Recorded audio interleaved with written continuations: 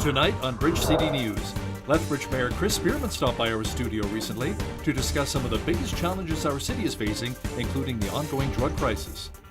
New rules come into effect October 31st when it comes to fixing or selling a vehicle. We have the details. And a suspect has been arrested in connection with the pipe bombs which have targeted Democrats in the United States.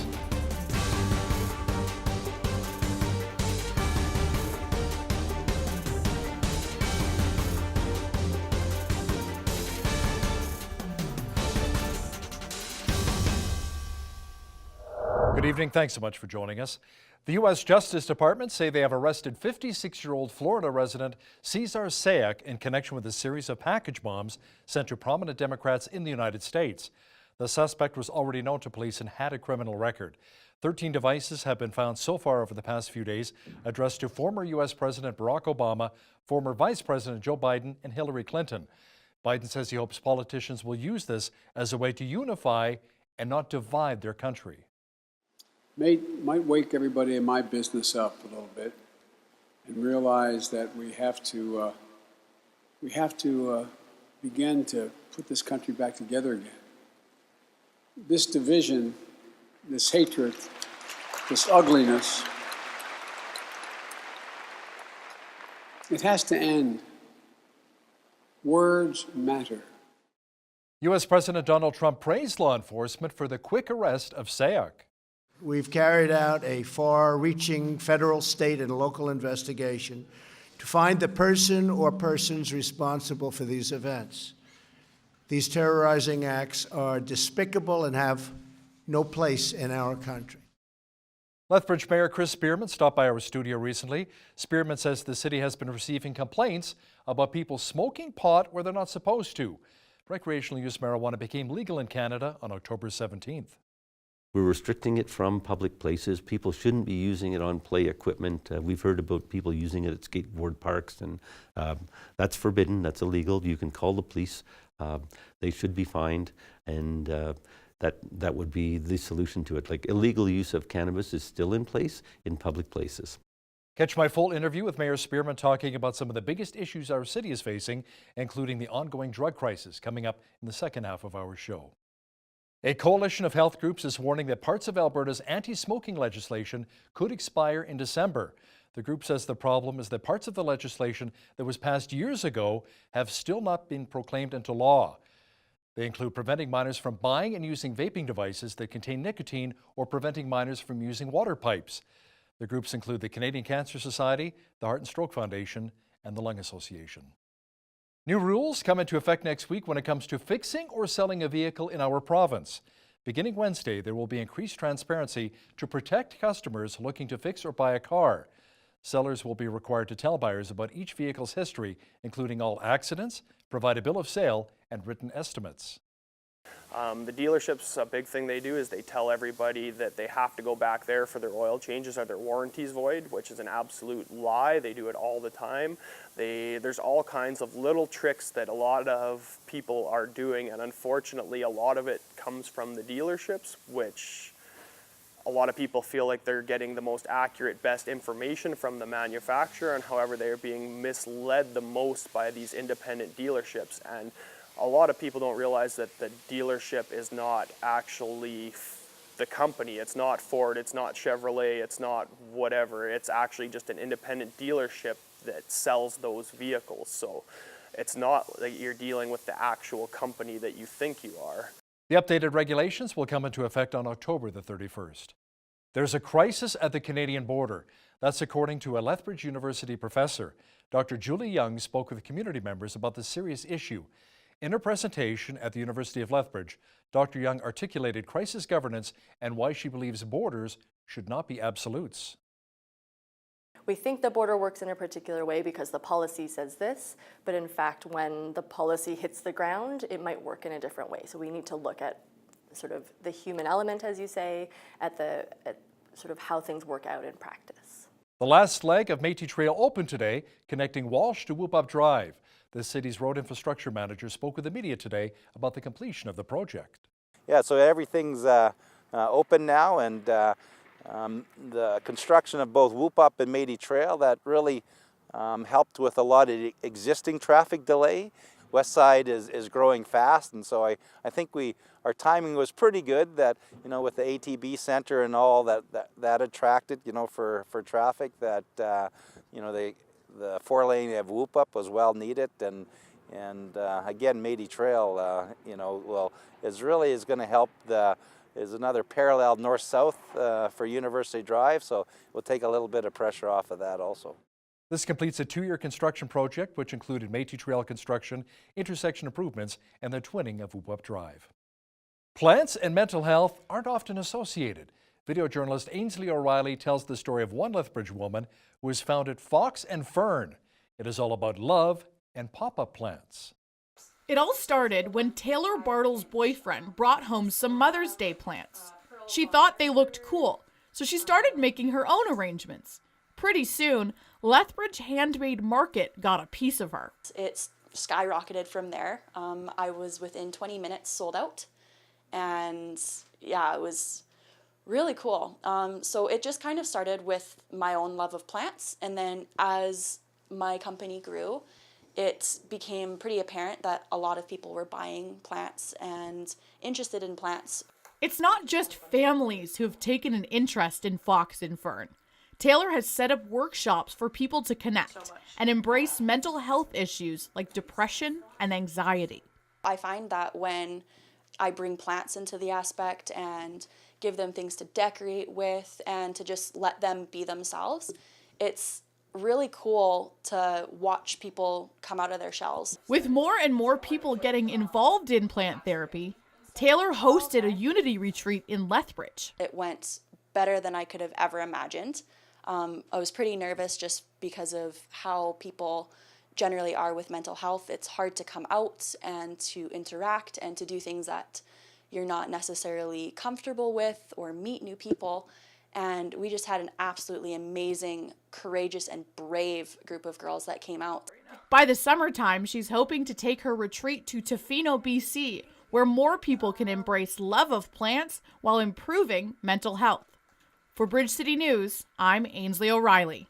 Lethbridge Kodiak soccer coach Sean Carey is the first coach in Alberta college athletic history to receive top coach status for both men and women's soccer in the same year.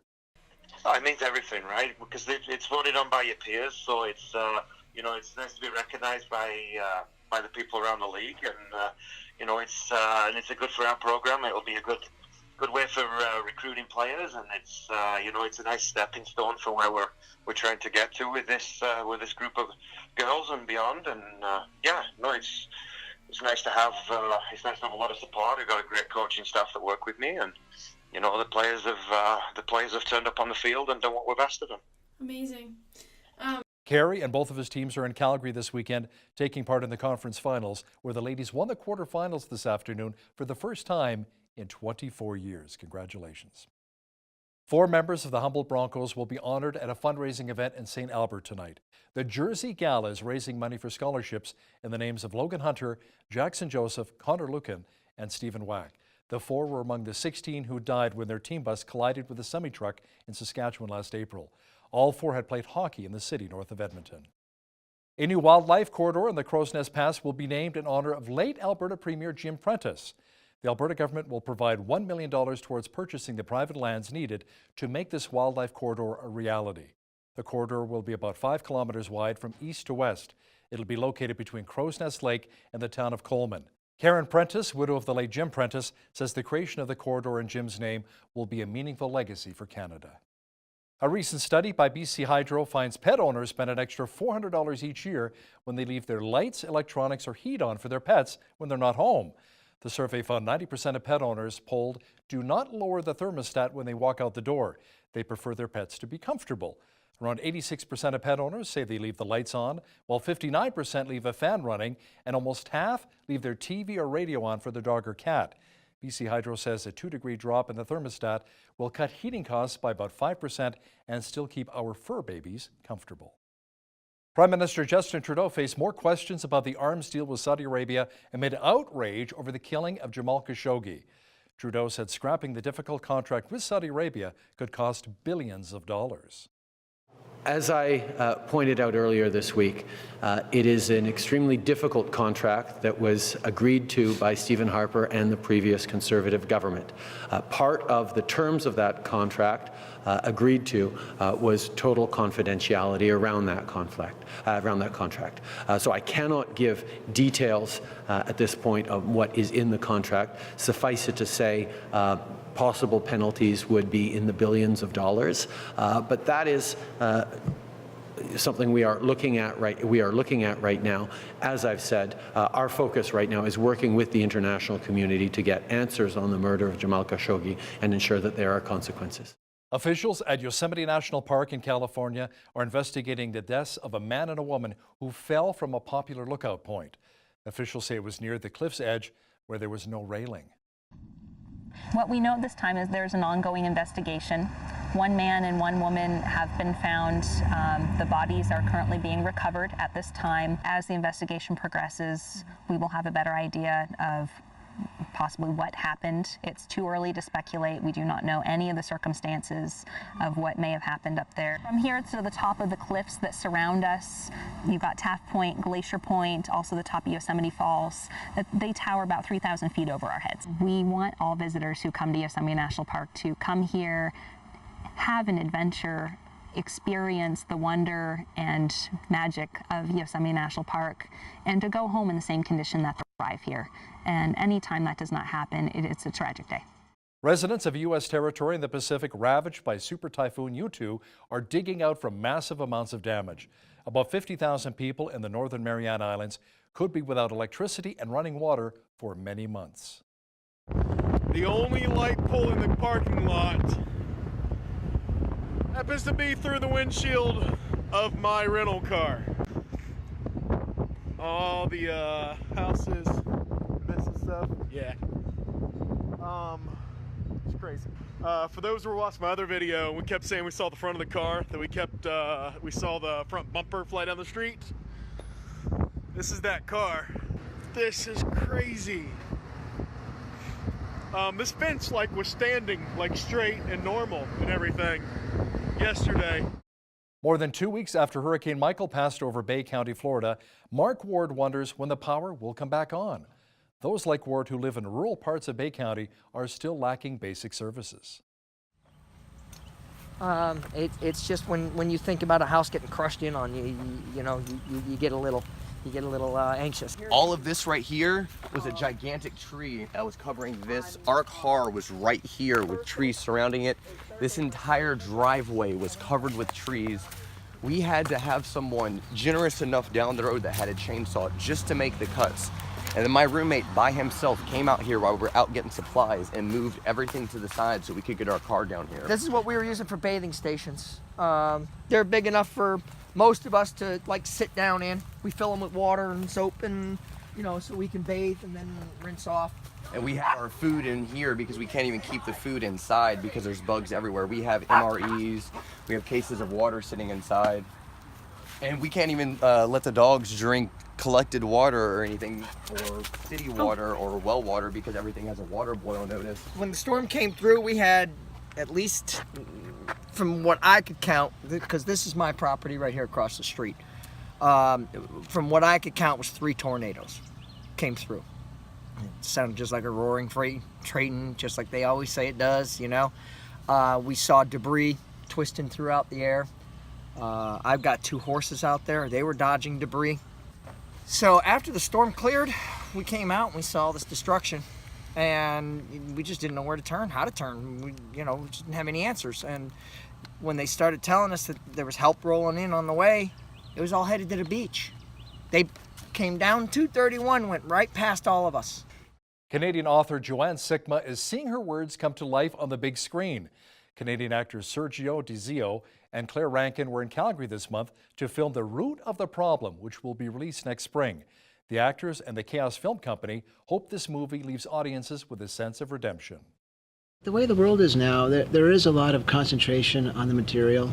and on buying your way to happiness. I hope that what resonates with everybody is that that's actually not the important thing to make the money, to bring this happiness to the Campbell family and to our family. If you really think about it, the pursuit of riches is family and friendships and connections, and that is what makes you rich as a human being, right? It reaches from all levels. It's fun for kids, it's fun for adults, it's fun for grandparents. It's a movie that you can watch together with your whole family, and everybody, every age range, everybody in your family will take a piece out of this. I think there's a lot of healing in this book, so I think a lot of the audience will be able to relate and connect with this book, and that's what I'm hoping to achieve. The Deer Park United Church in Calgary was a partner with this production and is even featured in a few of the scenes. Looking forward to seeing that movie. An overcast and cooler day in our city, but a nice weekend is shaping up. I'll have a complete look at the weather picture in just a moment. A mainly cloudy day and slightly cooler today. Tonight, partly cloudy with a low near 5. Tomorrow, mainly sunny with a high of 15. A mixture of sun and cloud on Sunday with a high near 13. Monday, mainly sunny with a high of 12 expected. Tuesday, slightly cooler at 9 degrees. Wednesday, more clouds rolling in and a high near 8. Looking at the almanac, the average high for this time of year is 11 degrees and an average low of -2. The highest temperature on this date was recorded in 1944 at 26 degrees, and the record low was -22 in 1939. Sunrise was at 8:10, sunset at 6:20. Let's have a look at how tomorrow's shaping up across the country. Clouds with rain expected in Vancouver with a high near 12. Pretty much the same picture in Victoria, rain and 12 degrees. Calgary will also be 12, but lots of sunshine. Edmonton will be slightly cooler at 9 degrees. A good chance of showers and 11 expected in Regina tomorrow. Clearing in Saskatoon with a high near 10. Rain and 9 degrees on tap for Winnipeg on Saturday. Toronto will have showers and 5 degrees. Ottawa will have rain mixed with snow and a high near 5 as well. Montreal will be overcast with rain and a high near 4. Over the Maritimes, Fredericton, New Brunswick will be mostly cloudy and 5. Halifax, Nova Scotia will be overcast and 6. Charlottetown, PEI will be mainly sunny and 4. And in St. John's, Newfoundland, a good chance of rain and a high near 7 degrees is expected for tomorrow. A local event for women in business is coming to the Coast Hotel next week. The Showcase for Women in Business, which was once a trade show, has now become a biannual conference. Organizer Ashley Walker says it will be a day to network and to be encouraged by like-minded ladies. I think it's getting better now, but just as a woman starting out, opening up a business, you know, sometimes you have to prove yourself and you have to prove that you are serious, and especially depending on the industry, of course. But there's a lot of challenges in owning your own business. You know, you have so many hats that you have to wear. We have some really great speakers. Almost all of them are local right here in Lethbridge, most of them are successful business owners or in the corporate world who just have really great stories to share. And we have really relevant topics that you can take home and use, and tips and tools for both your personal and professional growth. Tickets for the Women in Business are available online at showcaseofwomen.ca. Researchers say the world's agriculture producers are not growing enough fruits and vegetables to feed the world. The study says agricultural practices are not keeping step with a healthy diet. It says too much grains, fats, and sugars are being produced. The study, led by researchers at the University of Guelph, says 50% of a person's diet should be comprised of fruit and veggies, with 25% dedicated to whole grains. The last quarter should be reserved for protein, fat, and dairy. The harvest in Saskatchewan is almost wrapped up. The latest report from the province says 92% of the crop is now in. That is up from 82% last week. Most crop damage this year was due to lodging, bleaching, and sprouting. Geese and other wildlife continue to feed on swathed crops, while some standing crops have shelled out. Large parts of Saskatchewan and Alberta were hit by snow last month, setting combining back by many weeks. Federal Finance Minister Bill Morneau says he will use his fall economic update to announce a plan to bolster our country's competitiveness. Morneau says the update will be delivered November 21st. Morneau says Canada needs to ensure it remains an investment destination. We're in a good position. Obviously, when unemployment rates are at or near 40-year lows, that's positive. We've seen some very significant investments. Most recently, the significant investment by LNG Canada, largest single investment in Canadian history by a private investor. So Canada is a place where people want to make investments. We need to ensure that that remains the case. We'll take into account the competitive environment, and that includes looking at President Trump's initiatives in the United States. We'll also make sure that what we do is prudent and considers the Canadian situation. The economic update will contain the state of federal finances, which posted a $19 billion deficit last year. Now, here's a look at today's markets.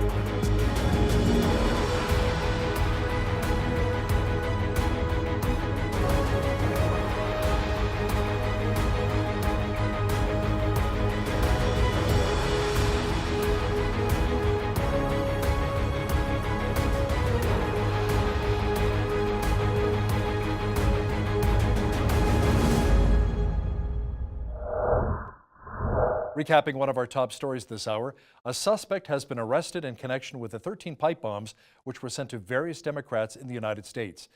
56-year-old Florida resident Cesar Sayak was taken into custody earlier today. When you see news happening, drop us an email at info@bridgecitynews.ca. And if you missed any of today's top stories, check out our full newscast online at bridgecitynews.ca. Lethbridge Mayor Chris Spearman stopped by our studio recently. We discussed some of the biggest issues facing our city, including the economy and the ongoing drug crisis. Watch that full interview next. But first, here's a look at what's happening in and around your community. Here's your Bridge City News community calendar. Playgoers of Lethbridge will present their annual dinner theater Till Beth Do Us Part until Saturday, October 27th at Country Kitchen Catering. This show is a raucous comedy about romance and revenge. Tickets are $55 and are available at Casa. Come out for a special evening entitled A Touch of Music and Inspiration, taking place Monday, November 5th in the lower level of the Keg. Enjoy music from the mixed quartet Forever Praise and hear an inspiring message from author and life coach Grace Fox on being an anchor in life's storms. Dinner is at 6:30 p.m. To reserve your spot, call B at 403-328-1708. The Downtown BRZ is looking for volunteers to assist with the 18th Annual Bright Lights Festival being held on Friday, November 16th. Volunteers are needed to help with a variety of activities including visits with Santa, hay rides, snowboard demonstrations, food prep, and more. For more information, call Shiva at 403-327-9002 or visit downtownlethbridge.com. And that's your Bridge City News community calendar. Some big news for our city recently. First news, Lethbridge will be receiving a new state-of-the-art convention center. At least we're hoping so. We're keeping our fingers crossed at Exhibition Park. And now more of the world may be seeing the Nikkei Yuko Japanese Garden.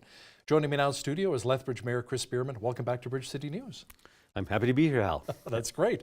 Now let's talk about this potential new convention center. How important is that, do you think, for our city and for the business community? If we were to get one? A convention center would be an economic driver. At this stage, what's happening is they're developing the plans for the convention center. So I believe they got a $1.1 million grant from the city of Lethbridge, and they got a $1.1 million grant from the province. So they're developing the blueprints for the convention center. So the big cost is how do we fund it, and where do those dollars come from? So something that would be a $60 million convention center. To borrow the money, every $15 million is a 1% tax increase. Right. So be a 4% tax increase for a project of that nature. So at this stage, we'd be looking for funding assistance from the federal government and the provincial government to put that project together to minimize the impact on local taxpayers. Yeah, absolutely. That'd be quite the burden on local taxpayers, wouldn't it? Now, the Nikkei Yuko Japanese Garden, I've been there many times, a world-class facility, and now tourist companies around the world want to bring people here to experience it firsthand. Yep. So the people, the executive director and the board at Nikkei Yuko have done a tremendous job in elevating the marketing of the Nikkei Yuko Japanese Gardens. So they are connecting with tour operators and getting Nikkei Yuko on the map. They've done some tremendous things like create a second season. So it used to be just a summer season. Now there's the winter season with the Festival of Lights. So tremendous that it's open for another couple of months at the wintertime. And of course, what they've done is they've asked the City of Lethbridge to provide some capital funding for a hosting center at the garden, so that it can be comfortable 12 months of the year. You can go there and you can see in some interpretive displays. They have some creative ideas about possibly serving their own sake as a Japanese alcoholic beverage on site. So there are certainly some creativity with respect to Nikayuko and some exciting things happening there, and not the least of which is the tourism numbers are up significantly because of the additional seasons and some of the new programs that they're offering. Yes, I've had a little bit of sake in my day too, many years ago now. Let's talk about the business climate in our city, and not just the $360 million Cavendish Farms expansion, but more specifically about small businesses. What needs to do to attract more small businesses to Lethbridge and really to help them thrive? Well, what we have is economic development in Lethbridge. We have the Tech Connect facility, which is an incubator for business startups. A lot of businesses will start up right in a physical location, and they can get supports from economic development in Lethbridge as well. And we want to promote our city as a place where you can invest and grow. Now, how about, speaking of growing, recreational use pot is now legal in Canada, and any licenses been offered yet? None in the city of Lethbridge, to my knowledge, for retail sales.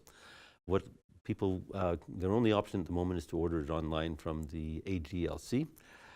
Then that comes in the mail. As you've noted, there's a possibility of a mail strike. There's a bit of a challenge. So the applications are being processed by the AGLC, and I imagine in sometime in the near future there will be a retail outlet or more in the city of Lethbridge. I'm guessing more than one, probably more than one. Now let's talk about recreational use marijuana, and you've had some complaints in City Hall about people lighting up where they shouldn't be. Right. So already people are complaining about secondhand smoke. Basically, our bylaws are the same as they are for smoking. But with respect to the use of cannabis, we're restricting it from public places. People shouldn't be using it on play equipment. We've heard about people using it at skateboard parks, and that's forbidden. That's illegal. You can call the police. They should be fined, and that would be the solution to it. Like, illegal use of cannabis is still in place in public places. Now, business owners I've chatted with have either had to lay off staff or even increase the prices of some of their products or services because of the $15 an hour minimum wage. Small business owners you've chatted with, what have you been hearing? Have they been struggling with this $15 an hour? Because that was quite the hit. Yeah, it's a controversial issue. Certainly, employers are not happy that they see the $15 an hour coming out of their pockets, and it's difficult to increase prices if you're running a restaurant, operating a bar. These jobs generally have been paid at minimum wage and not much more, and that's been a challenge. It's been a significant jump from $13.60 to $15. And so there can be an impact on employment. I think what we have seen is in the hospitality sector, there's actually been a reduction in the number of employees over the last couple of years. So, it could be having a significant impact on our economy. And of course, we have to monitor that and see how things are going. I think $13.60 was one of the lowest minimum wages across Canada. Other provinces were moving to about a $15 rate. So, if people have more money in their pockets, people at the lower end of the income spectrum tend to spend everything they have. And so in one sense, it's good for the economy, but if there's higher rates of unemployment, that's not good for the economy. Right, so yeah, there's good and bad definitely with that. I know a lot of young people I spoke with, they say, hey, I finally have a living wage, which is great now. But again, I'm not getting as many hours at work. Yep. So, I mean, there is a trade-off here. Yep. Let's talk about Arches now, the safe consumption and injection site. We chatted with them recently, and they said it's not just the opioid crisis they're concerned about, but methamphetamines as well, meth. Yep. What's the latest with the drug crisis in our city? Well, what we're trying to do is, we had a presentation to City Council on October the 1st, how we're responding to the 4 pillars. So the 4 pillars are harm reduction, treatment, prevention and education, and enforcement. So it is a challenge, and we are seeing a trend away from just opioids. We're hearing that methamphetamines are significantly cheaper. That was the origin of the problem, is that drugs were cheaper than alcohol. And so addiction rates are up, homelessness is up, people who are on the edge are falling over the edge, and that's a significant challenge for our city. So we do need to work together. We held community consultation sessions on October the 10th and October the 11th to hear from the community, their ideas. And I've been lobbying very hard to the provincial government, asking them for the services that we need here in the city of Lethbridge. We need a safe sobering site where people can be transported who can't make competent decisions. If they're out in public and they're inebriated, intoxicated, we need to be able to protect public safety and support our enforcement organizations. We need to have supported housing so that people can progress from supervised consumption into treatment, into recovery, and then supported recovery. Make sure that they're housed and that they have the supports to be successful in their attempts to escape from addiction. What about some of the image attached to the downtown core? There's a bit of a negative stigma around 5th Street, some of the areas around that area. Like, what is being done to address and help those businesses to thrive, or just change the overall image altogether? We had a presentation at our last at our meeting on Monday from the downtown BRZ, and they're expressing concerns, or also expressing a willingness to work with us. So I have been speaking with mayors across Alberta about writing 2 letters, one to the Federal Minister of Justice saying we need stronger penalties for drug traffickers, and the second one to the Provincial Minister of Justice saying that we need stronger laws in Alberta to transport people who are visibly using drugs and take them to areas where they can be looked after, at least in the short term, and hopefully get them on the cycle. We certainly, it's disturbing. With the number of homeless people doubling in Lethbridge from 2017 to 2018, there's a higher visibility of homelessness people in our downtown. And that's intimidating to many people, especially to females in the downtown. So we want people to feel that downtown is safe. We want people to access the businesses in the downtown. And we're going to work hard to with our business community, with our enforcement agencies, to make sure that we can restore a balance. Have some of those business owners downtown said, that's it, I'm out of here, I'm done? You know, I mean, the image is not changing, I'm losing a lot of business, and I'm going to move elsewhere? What have you been hearing? People are concerned. What we heard was that 2018 has been a tough year, but certainly there's ability to recover. We do need help from other levels of government, and we need to have effective enforcement to make sure that we can deal with social issues in our city. Budget's coming out, and you're asking for public input, how to spend the city dollars, the tax dollars. What have you been hearing so far? More snow removal, perhaps, although it's been very mild so far this fall. Maybe road infrastructure, road work? Not a lot of requests for snow removal, enhancement, or road improvements. Basically, we've had 82 initiatives. That's phenomenal. It is, yeah. We have directed administration to bring back a base budget that has that absorbs inflation and absorbs growth for 4 years. So that's 0 for 4 years. Having said that, the cost of servicing our debt would automatically generate a 1.6% tax increase each year for 4 years. Wow, okay. So recognize that's where we're starting from. And then we'll look at the... Well, we're going to bring it down to 0.5%, right? Well, we're going to look at the 82 initiatives, but all of those 82 initiatives are added costs one way or the other. So how do we fund them? And, you know, some of them would be providing enhanced services, supporting the police in our downtown, and that's would we increase taxes to address some of the social issues that you talked about a minute ago. Right. So what's the impact of that? Our already 22% of our municipal budget is going to policing, 14% is going to ambulance and fire protection. So 36% of our tax-funded budget already is going to protective services. How does that compare to other cities?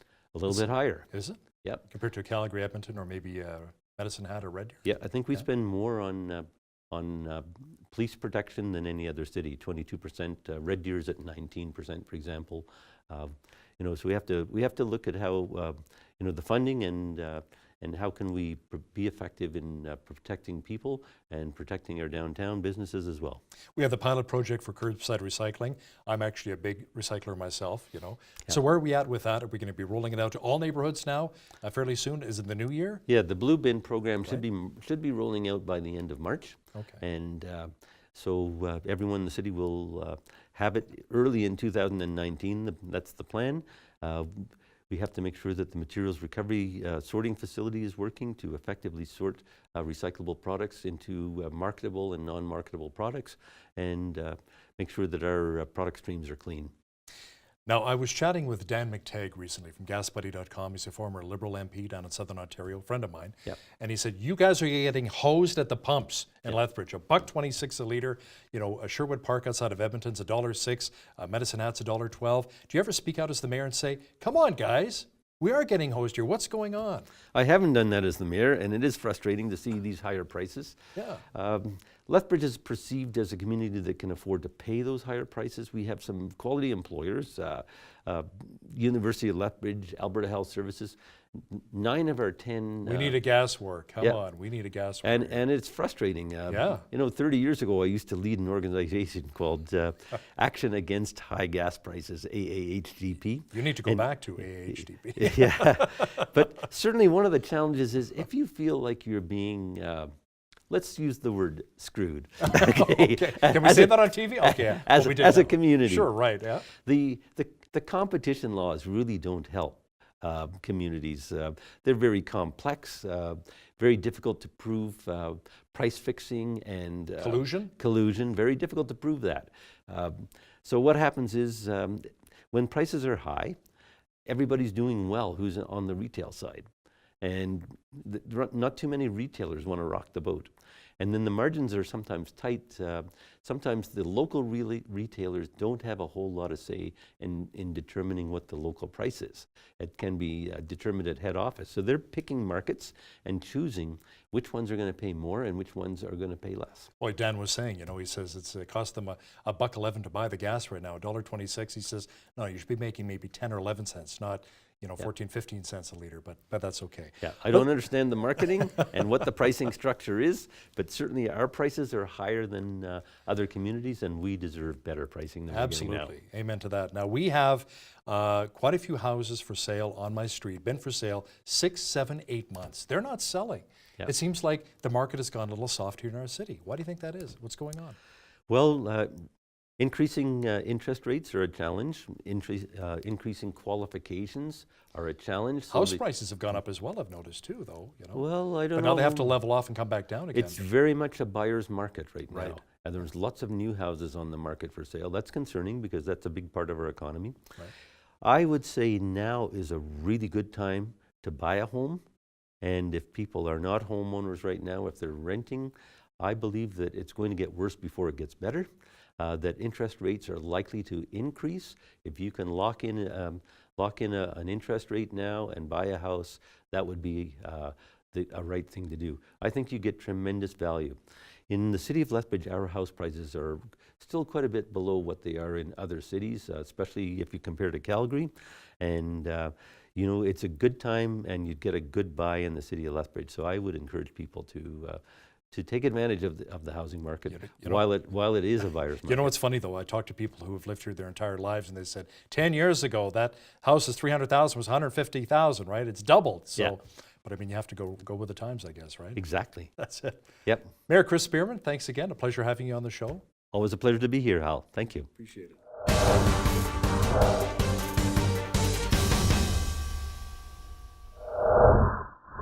How prepared are we for retirement? It kind of sneaks up on you, doesn't it? Maybe 65 is 10 or 20 years away, but it'll be here before you know it. More and more seniors are still carrying debt. How can we wisely prepare for retirement? Joining me now in studio is Nathan Giesbrecht. He's a senior financial advisor based out of Red Deer with the Investors Group. Welcome to Bridge City News. Thank you. Good to be here. Now, Nathan, what percentage of Canadians are really properly prepared for retirement? So when you say properly prepared, there's a number of variables that we would look at, but I would say if you're properly prepared, it's less than 10%. Wow. Yeah. Less than 10% are properly prepared for retirement. So if we rely on the Canada Pension Plan and old age security payments, now where does that leave people in retirement age? Okay, so Canada Pension is a government-funded pension or a plan that members in Canada fund. You can draw that as early as 60, and you can defer it as late as 70. So you can take it a little sooner if need be, or decide to defer it. But there's a little bit of a penalty, isn't there, too, if you take it out at 60? Yeah, just a couple of years ago, the government adjusted those rules. So it used to be you would lose 0.5% a month if you drew it early, and now it's 0.6% a month if you draw it early. So, so we may want to look at taking it at normal retirement age, which is 65. At the same time, Hal, if your health maybe isn't so good, or we don't have longevity in the family, you may want to consider drawing it early. Conversely, if you have great health and longevity in your family, you may want to defer it even past 65. Even 1 month past 65, you get an extra bonus, and now it's 0.7% per month increase for every month past 65 that you wait.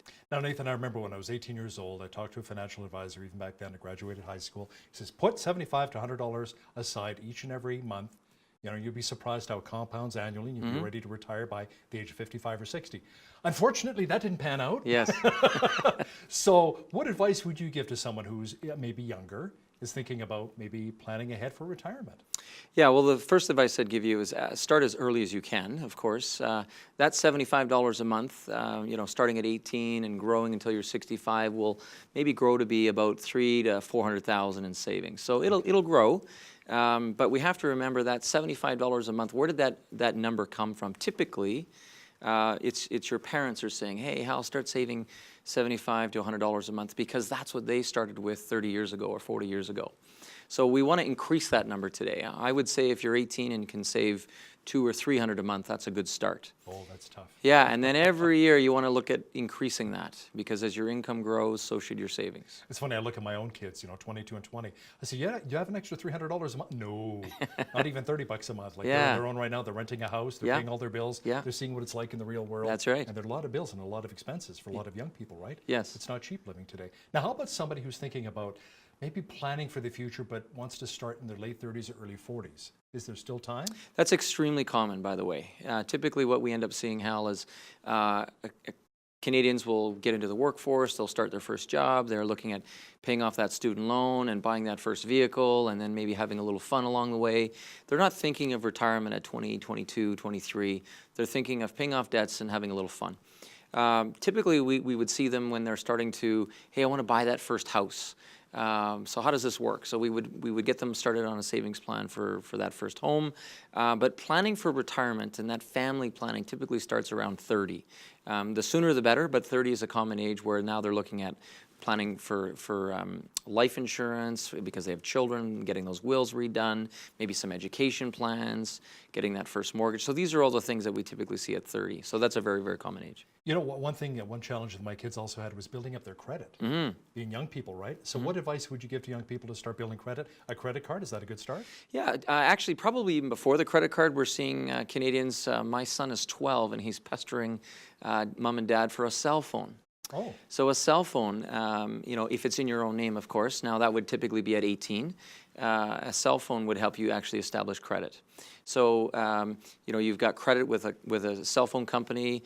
As long as you're paying it off every single month, you're not extending it 30 days, 60 days, 90 days, but you're actually current, that will help you with credit. I'm a big believer in actually having credit cards for 18, 19-year-olds. I'm a huge believer of that. With a low limit. Low limit. Yeah, and let me tell you why. Okay. Because if I'm 18, I typically don't have maybe the wherewithal or the education or the experience that maybe my 40-something parents would have. And so imagine my son, 18, getting his first credit card, $500 limit. Mom and dad probably co-signed for that first card, but it now comes in his name. Every single month, we get that credit card statement, we pull it out together, we look at his expenses, and then I want to coach him and educate him on how this darn thing works.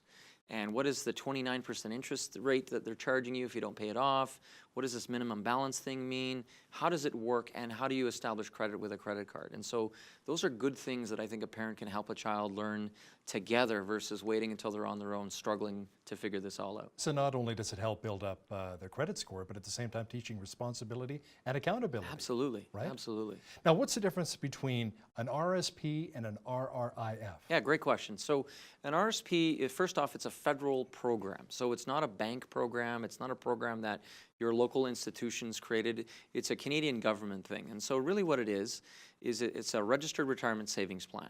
And so think of it like you have this pot of money and you're adding money every month to a savings plan, okay? So you can have inside the RRSP, you can have GICs, you can have bonds, you can have stocks, you can have mutual funds, you can have just a wider range of investments, but it's a savings plan with the government. And every dollar that you add to the plan creates a tax deduction against your personal income at the end of that year. So that's an RRSP.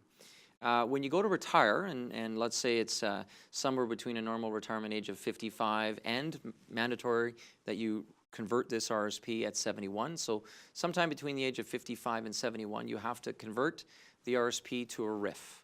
So what is a RIF? It's a registered retirement income fund. So now I'm going to draw income out of it. So the investments inside of it are one thing, but the plan itself is either RSP or a RIF. What advice would you give to somebody who's deep in debt? Like we've had story after story on Bridge City News talking about the record amount that Canadians are in debt right now. You know, whether it's not just a mortgage, but then the credit cards, their bank loans, their car loans, lines of credit, whatever, right? They're paying on. Canadians want to use their RSPs, cash in the RSPs, to pay down that debt. Is that good advice?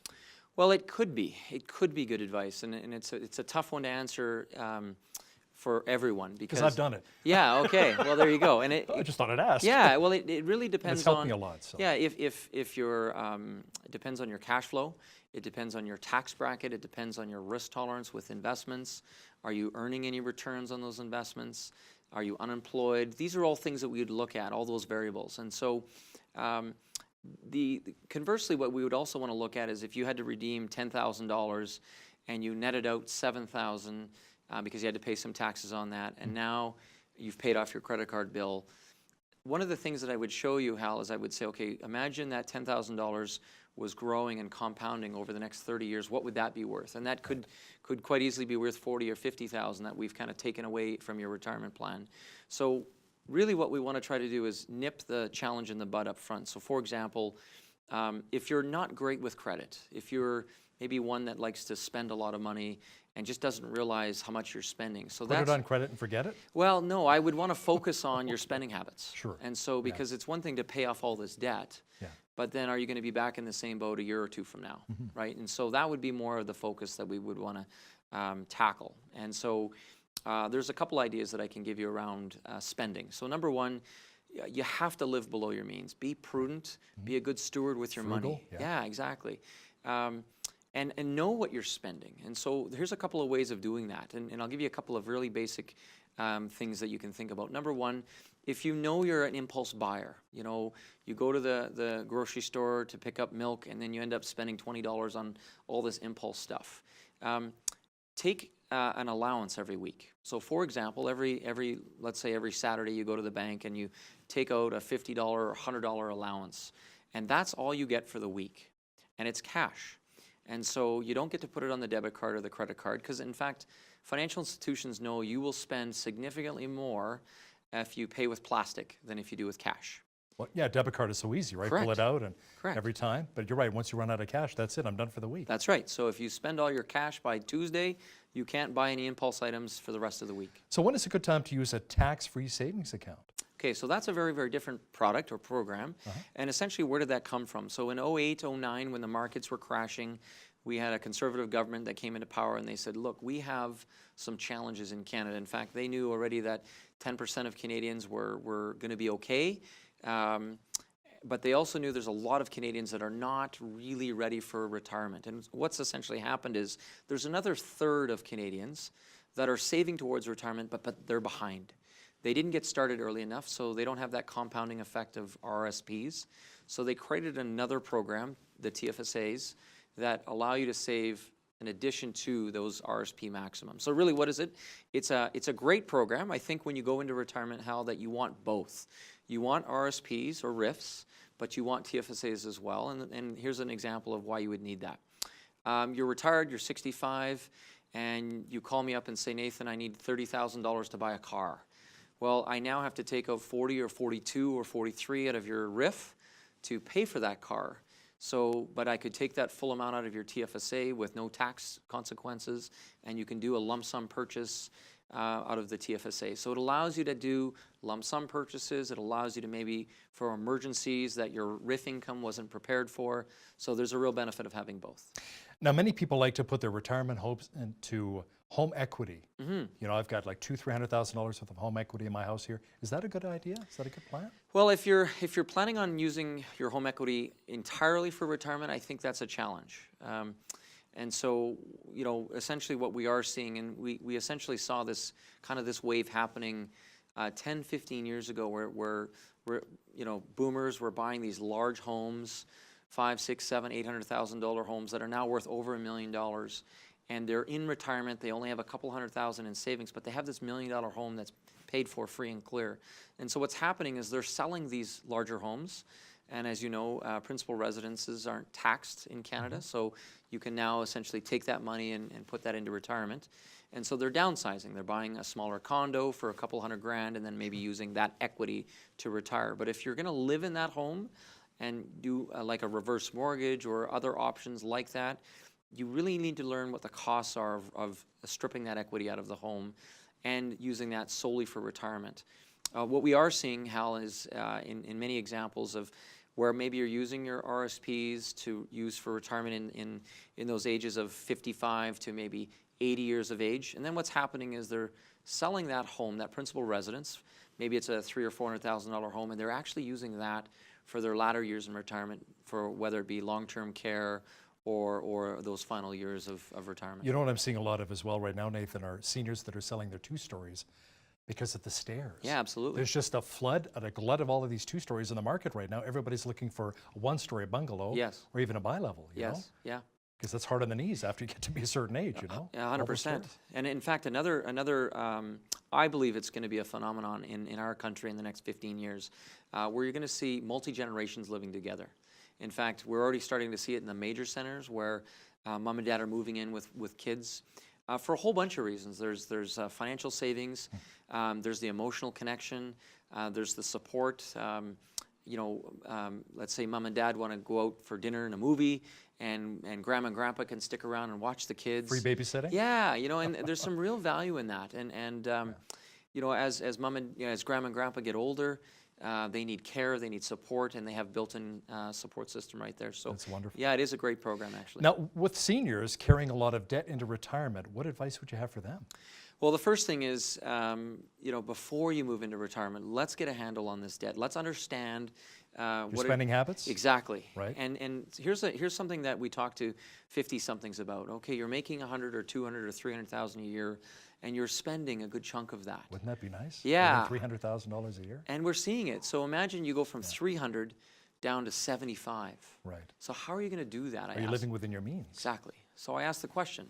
You're currently living on $300,000 a year, and you're going to go from $300,000 to $75,000 based on the amount of savings you have. How are you going to do that? And so early on, what we typically see is they start to, it's a big adjustment downward, and so they typically carry a bit of that lifestyle with debt. And so we want to try to help them curb that lifestyle years before they retire. So start living on $100,000 a year versus $300,000. So that when you do finally move into retirement, you don't have that big debt. But in the example you gave me, I'm retired, I have a fixed income, and I have all this debt. Then we're going to have to look at things like, okay, do you have home equity that we can use to pay off this debt in those final years? Are there investments, perhaps? Is there investments? Is there maybe some insurance that we could use to cover these debts in the event of your death so that we don't sting any loved ones? And so those would be some of the options we'd look at, of course, and then what does that lifestyle really look like today? Let's talk a bit about estate planning. How important is it? Maybe share with our viewers exactly what it is. So first off, estate planning is very different than retirement planning. So retirement planning is typically, 25 to 65, I'm saving for retirement. If you get to retirement and now you're moving into those senior years, and now you've got this pool of capital that you want to maybe divest of at some point upon your death. So typically what we see, Hal, is my estate would essentially probably go to my spouse, and then upon my spouse's death, or the last of the two of us, we might want to see some of it go to charity. We might want to see some of it go to children. Or a church. Oh, exactly. Oh, right. And so what does that look like, and how do we do that? So that's estate planning. And one of the first things that I recommend to any viewer is have a sit-down conversation with a professional advisor and make sure that they understand your needs, both today and long-term, and make sure they understand your wishes. So if your wishes are, I want to leave a sum of money to my church, okay, how best to do that? Where we run into some challenges is when they want to do everything. I want to leave money to the church, and I want to leave money to my children. Okay, so now we have to balance, the church and the children and lifestyle. And so the key is making sure that the clients understand what they're asking. Nathan Giesbrecht, Senior Financial Advisor with Investors Group. Thanks a lot for joining me today. Thank you. Thank you. On behalf of all of us here at Bridge City News, I'm Hal Roberts. God bless and have a great night.